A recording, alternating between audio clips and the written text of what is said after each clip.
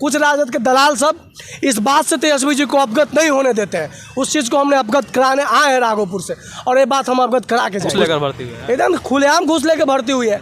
अगर हम झूठ बोलते हैं तो आप वहाँ के टीचर को सारा को एक बार एग्जाम पोथी ले लीजिए, टेस्ट ले लीजिए, झूठ क्या सच क्या आपके सामने है। एक राघोपुर का मामला आया और वहाँ के कुछ हमारे साथ जो है साथी है, और इनसे हम बात करने की कोशिश करेंगे, क्योंकि ये लोग तेजस्वी के बहुत बड़े फैन हैं, लेकिन उसके बावजूद ये लोग उनके विरुद्ध में है।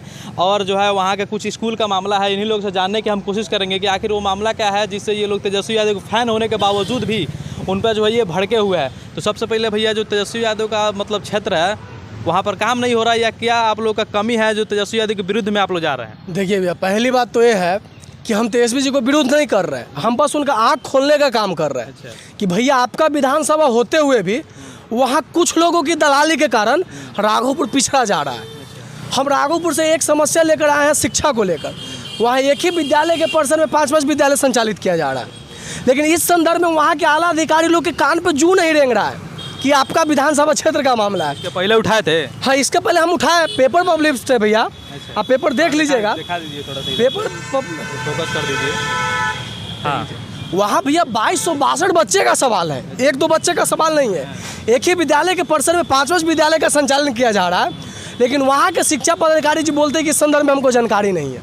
तो जब आप राघोपुर प्रखंड के शिक्षा पदाधिकारी जी हैं तो जानकारी हमको रहेगा। उनको फ़ोन करने के बाद उनका स्टेटमेंट आता है कि हमको एक राघोपुर का ही काम है। तो माननीय शिक्षा पदाधिकारी आभा रानी जी, आप एक बात बता दीजिए, आप बीओ है राघोपुर प्रखंड के, तो जानकारी विदेश का तो नहीं रखिएगा, राघोपुर का जानकारी आपके पास होना चाहिए। लेकिन आपका जो ये स्टेटमेंट था वो गलत था। इस संदर्भ में हमने डीओ से भी कंसल्ट किया।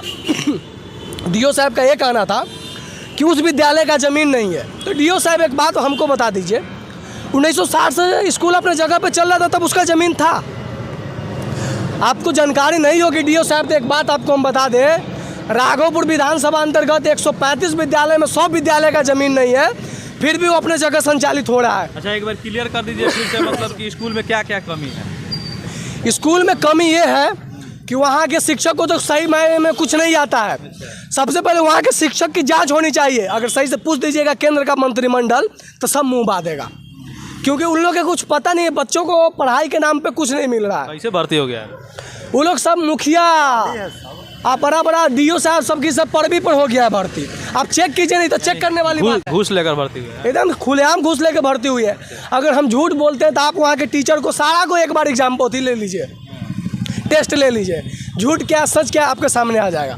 और दूसरी की बात यह है कि 5-5 विद्यालय का संचालन एक ही पर्सन में क्यों हो रहा है, और उस विद्यालय में माननीय शिक्षा मंत्री चंद्रशेखर जी, उस विद्यालय में 2262 बच्चे पढ़ रहे हैं।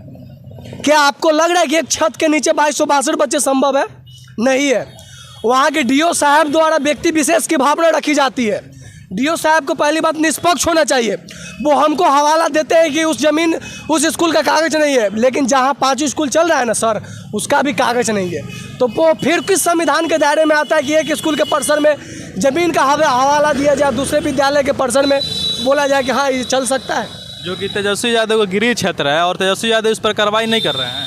नहीं, तेजस्वी जी को हम इस बात से अवगत कराने की कोशिश करेंगे कि उसका निदान सर होना चाहिए। हम अपने लिए नहीं लड़ रहे हैं, ना हम अपने लिए जॉब मांग रहे हैं, हम अपने समाज के बच्चों के लिए लड़ रहे हैं। हम दलित की समाज के बच्चों के लिए लड़ाई लड़ रहे हैं कि आज उसके पास शिक्षा होगा तो आपके सामने बोल पाएगा। और उन लोगों को शिक्षा के साथ खिलवाड़ माननीय बीओ आभा रानी जी कर रही है। सबसे पहले तो बीओ आभा रानी जी को राघोपुर से बर्खास्त करना चाहिए, क्योंकि वो दलाली का खेल करती है। और एक विद्यालय के परिसर से उनको 20,000 रुपया जाता है, 5 विद्यालय चल रहा है, 1 लाख का महीना कमाती है, तो वो कभी नहीं चाहेगी कि यहाँ से विद्यालय अपने जगह जाए। और माननीय डीओ साहब, आप व्यक्ति विशेष की भावना न रखकर सामाजिक की भावना पे उतरे, क्योंकि आप बहुत बड़े पोस्ट पे हैं। और हमें उम्मीद करते हैं कि आप निष्पक्षता के साथ राघोपुर के लोगों और राघोपुर के शिक्षा स्तर सुधारने का काम कीजिएगा।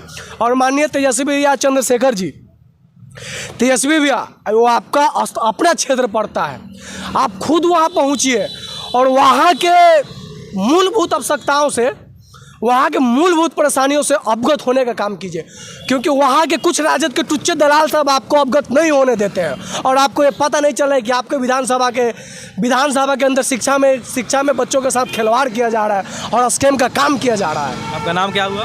मेरा नाम हुआ राहुल यादव फ्रॉम राघोपुर। ये भी वहीं से है? जी जी। जो बात बोल रहा है सही बोल रहा है? सही है। स्कूल का स्थिति वहाँ कैसा है? बहुत खराब है।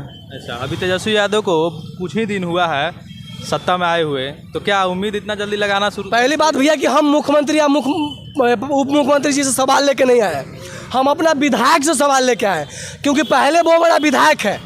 हम एक आरजेडी सपोर्टर है, तो मेरा हक बनता है भैया के सामने में अपना बात रखने का, और हम रखेंगे। यानी कहने का मतलब है कि अभी ये मतलब उप मुख्यमंत्री बन रहे, इससे पहले मतलब 5 वर्षों का जो निदान होता है उसमें विधायक वहीं के वो थे। हाँ। और उसके मतलब निगरानी में अभी तक मतलब कुछ नहीं हुआ है। नहीं, अभी शिक्षा में अगर वहाँ पे सबसे बड़ा घोटाला चल रहा है, और ये घोटाला अधिकारियों द्वारा किया जा रहा है।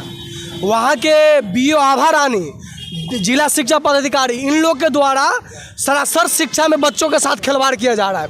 क्योंकि एक बात बताइए ना भैया, 135 विद्यालय में 100 जगह ज़मीन नहीं है, फिर भी वो अपने मूल जगह पे चले, तो एक विद्यालय के लिए पक्षपात की भावना क्यों? एक विद्यालय के लिए पक्षपात की भावना क्यों? अगर डीओ साहब, अगर मेरे लिए कानून सेम है, तो आपके लिए भी कानून सेम होना चाहिए। ना कानून के दायरे से आप बाहर हैं, ना कानून के दायरे से हम बाहर हैं, लेकिन आप व्यक्ति विशेष की भावना लाती है, सरासर गलत है। आपके पोस्ट पे शोभा नहीं देता है सर। क्या लगता है इससे पहले बीजेपी की सरकार थी, सही थी? नहीं, बीजेपी के सरकार में तो कोई सुनवाई नहीं हुआ, तब तो मेरा सरकार आया, मेरे पास जोश आया कि मेरा सरकार आया है, अब सुधार होकर रहेगा। लेकिन कुछ लोग, कुछ राजद के दलाल सब इस बात से तेजस्वी जी को अवगत नहीं होने देते हैं। उस चीज़ को हमने अवगत कराने आए हैं राघोपुर से, और ये बात हम अवगत करा के जाएंगे। चलिए, बहुत बहुत धन्यवाद। और ये हमारे साथ राघव जी थे, और ये अपना क्षेत्र का समस्या जो लेकर आए थे, और इन लोगों का जो समस्या है स्कूल को लेकर है, और तेजस्वी यादव से ये लोग अपना बात पहुंचाना चाहते हैं ताकि उनके क्षेत्र में जो है बदलाव हो। आपको ये वीडियो कैसा लगा, और ये मतलब कमेंट करके ज़रूर बताइएगा। मैं हूँ साहब राज, और आप देख रहे थे पब्लिक की आवाज़। चलते हैं, जय हिंद।